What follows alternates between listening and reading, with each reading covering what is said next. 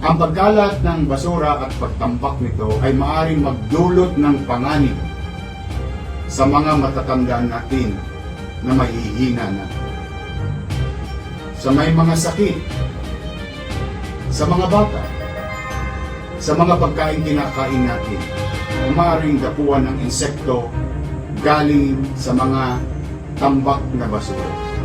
Masakit sa mata, masakit sa ilong, at mapanakit sa kalusugan.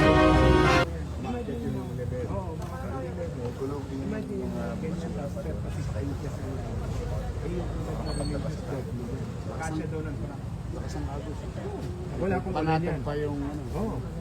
Boss, yung mga bangka nandun yung basura nilalagay natin. Trash boat po. Yan, mga trash boat po yan. Binigyan nyo kami dati yan. Meron kami ano, Estero Ranger. Yung area po natin ayun po. Ayun. Sa lahat.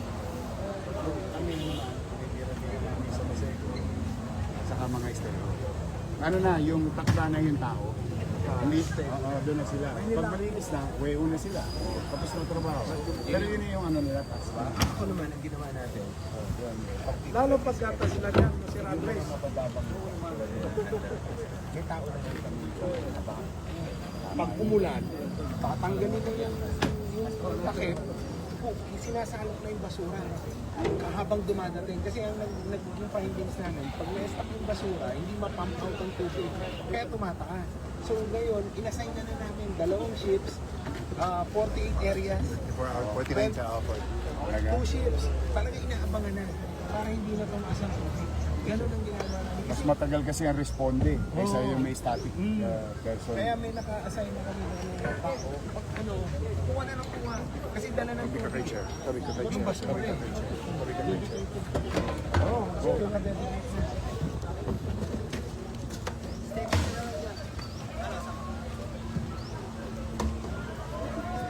Ano pa yan ha? Walang ulan, di ba? Imagine mo yung hindi makalabas impact na siya diyan sa ulan. Di ba? Versus 1 meter tayo. Oo. Kaya bumaba na yung mga drainage. Bababa na Bababa ulan. yung drainage. Kaya pagdating ng ulan, may space pa doon sa mga drainage system sa labas. Mas madaling madi-discharge. Diba? Tama ka, nung nagbabakuna si Yorme doon hanggang Bewang. Oo, diba? Ito naman, sinasabi. Ano kami nun? Sinasi kami. Hindi ko lang masabi. Inarangan niya yung namin, yung drainage ko sa ano, news. Pero siyempre, pandemic, gawa na point basura. Ayusin na lang. Yan, bumababa yung basura. Nadi-discharge sila, wala pang ulan. Pag na Malaking bagay po yan. O, sino walang ulam? Ano po? May tilapia, o. Mataas po kasi yung mga drainage.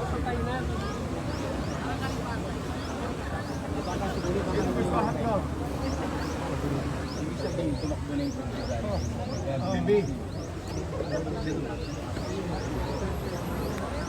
Bibi. Bibi. Kunin mo lang yung chairman. Tumutulong tayo sa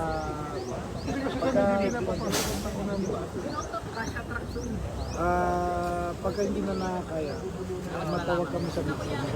Ngayon, lumalabas. Kasi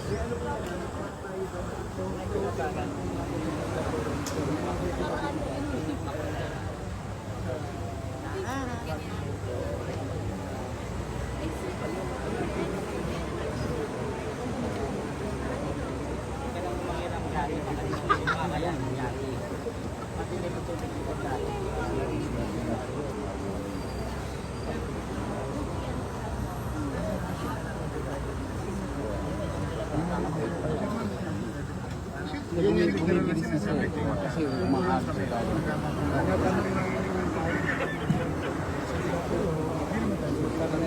Sabi ko sa inyo na yan. Tuwag-tuwa sila. Di mo na dapat ano, coordinate na lang. Vicious side niya yan. Vicious side. Sa Misgalo. Sa San Francisco. Hindi, San Francisco sa Mandaluyong. Naglinis kami, ilang truckloads. 3 days after, ilang truckloads na naman. 2 days after, gano'n na naman ang basura. Parang, ano yan, everyday ba kami kailangan maglinis doon para mawala yung baha? Hindi naman mapump out yung tubig palabas. Kaya nagbabaha. Tapos isisihin ang pamahalaan na bakit nagbabaha, bakit nagbabaha. Hindi pumping station naman tayo doon. Working.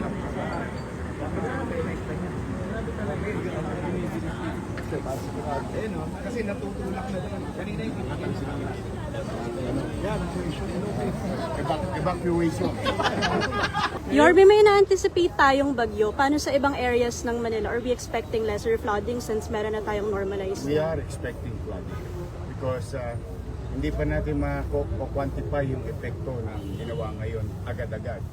Malalaman natin yan pag nandyan na, ano naging epekto. That's why sabi nga ni Chairman, meron pa kami dalawang posibleng magamit to safeguard properties and life in the community. But ang inyong pamahalang lungsod naman at national government, we continue to do what we have to do, particular na sa mga creek areas. Kasi malaking bagay sa amin ng creek, lalo na pag bagyo at tagulan. So tuloy-tuloy lang, mag-iingat lang tayo lagi.